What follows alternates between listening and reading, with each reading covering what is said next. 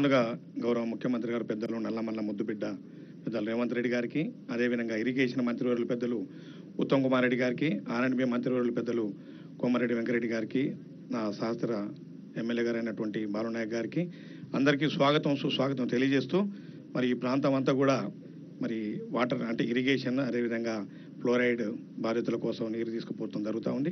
అన్నిటికి మించిన గౌరవ ముఖ్యమంత్రి గారికి ఒక చిన్న రిక్వెస్ట్ ఏమిటంటే సార్, ఈ నల్లమల్ల ఏరియా మీకు అనుమానంలో తెలుసు, ఈ మధ్యలో కురిచినటువంటి భారీ వర్షాలకు ఈ ఎస్పెషల్లీ అచ్చంపేటలో సార్ దాదాపుగా 42 సెంటీమీటర్స్ వర్షం వచ్చింది. దానికి చాలా చోట్ల డ్యామేజ్ అయినాయి.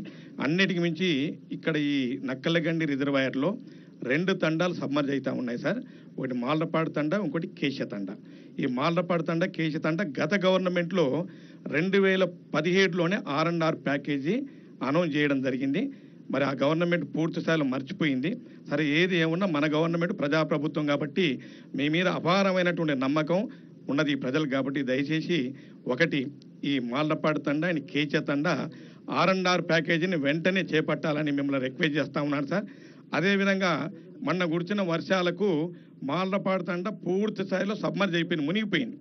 అదేవిధంగా పార్ట్ ఆఫ్ కేశ తండ, ఇంకా పార్ట్ ఆఫ్ మన్నెవారిపల్లి ఏరియా మొత్తం కూడా మునిగిపోయింది సార్. వారికి అపారమైన నష్టం జరిగింది. కాబట్టి వెంటనే ఆ నష్ట నివారణ చర్యలు వాళ్ళ కాంపెన్సేషన్ కింద ఎంతైతే లాస్ అయిందో దాన్ని కూడా ప్రభుత్వ పరంగా ఆదుకోవాలని కోరుతా ఉన్నాను. అదే కాకుండా ఈ ప్రాంతం అంతా కూడా దేవరకొండకు పోతా ఉంది సార్.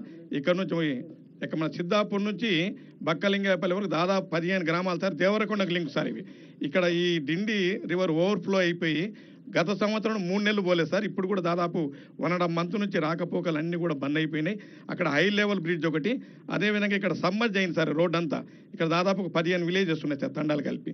దానికి బైపాస్ రోడ్ ఒకటి సార్.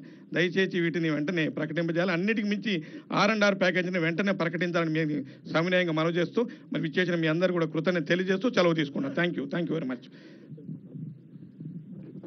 మీడియా మిత్రులకు నమస్కారం. మీలో చాలా మందికి SLBC టనల్ విషయం, వర్క్ విషయం మీకు చాలా విషయాలు తెలుసు.